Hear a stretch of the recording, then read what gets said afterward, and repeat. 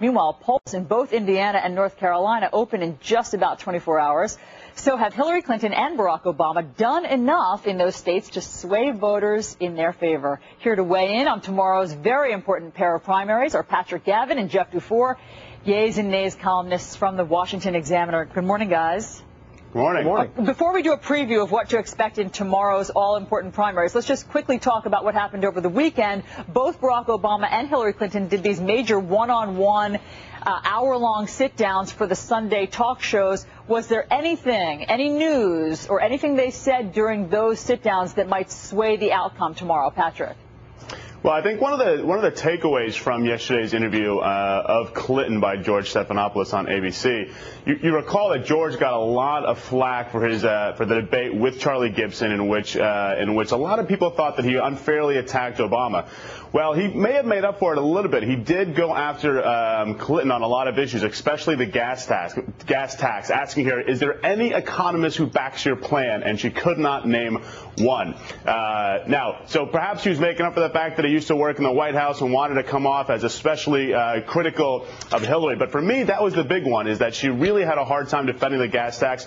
In fact, somebody in the audience even said that I agree with Senator Obama, and I think that this is a political ploy. So she may have to spend today a little bit of the news cycle explaining why she can't find an economist who backs her gas plan. All right, Jeff, let's move on to tomorrow because at the moment Hillary Clinton is leading in Indiana by about 7 points. Barack Obama is leading in North Carolina by about 7 points. Indiana is next to Barack Obama's home state of Illinois. Shouldn't he be leading there, Jeff?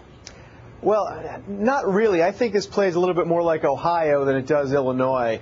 And if those numbers hold, I think Senator Clinton really, the momentum continues to swing toward her, and she continues to be able to make this argument about electability. Obama has taken a lot of swing states so far and a lot of traditionally red states, southern states. Now we're seeing Senator Clinton being able to do the same thing. She says, hey, look, I won Ohio. That's the consummate swing state. And now I win a state like Indiana, which is as red as you can be. It went 21 points for Bush in 2004. And I can take those states. Okay, guys, stick around for a second. We want to talk a little bit more about politics when we come right back. Barack Obama gets an endorsement from one of Hollywood's biggest stars.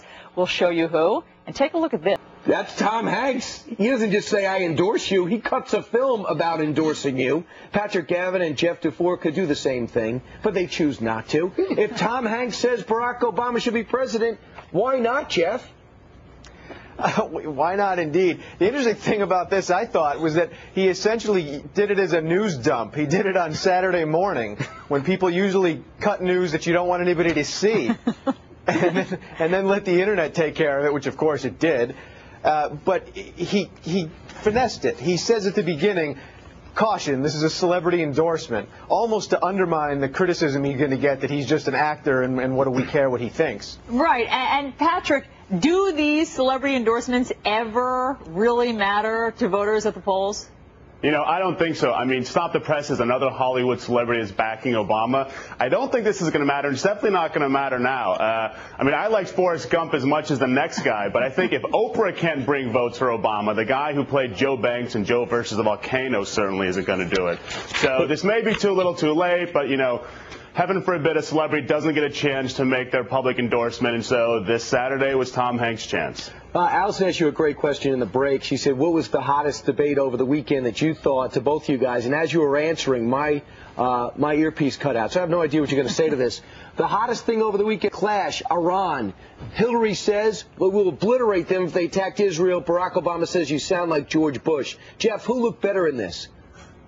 Probably Obama, given the Democratic constituency and what they're looking for.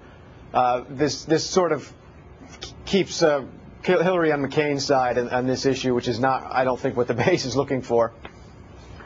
And last, you guys, let's preview what's going to happen tomorrow. So, Patrick, who do you think is going to win each state and by how many? I think the polls are probably spot on. I think Obama's going to win North Carolina by 7. I think Hillary's going to win it by 7. I mean, one thing's going to be interesting coming out of this race is that one of Hillary's arguments against Obama is that he's winning states that Democrats would never win anyway. Well, Indiana's kind of one of those states. I mean, it's voted Republican for, I think, 10 out of the last 11 contests. And so even though she'll win it, Obama could then use Hillary's logic and say, but yeah, that's a red state anyway. But the longer she keeps on going, one interesting thing to realize, the longer she can last in this race, she makes a much stronger case that Obama has to pick her as a vice president. Would she take it? Would he offer it? I don't know. But that case becomes a lot stronger coming out of Tuesday's results. All right. It'll be very interesting to see what happens tomorrow. Patrick Gavin, Jeff Dufour.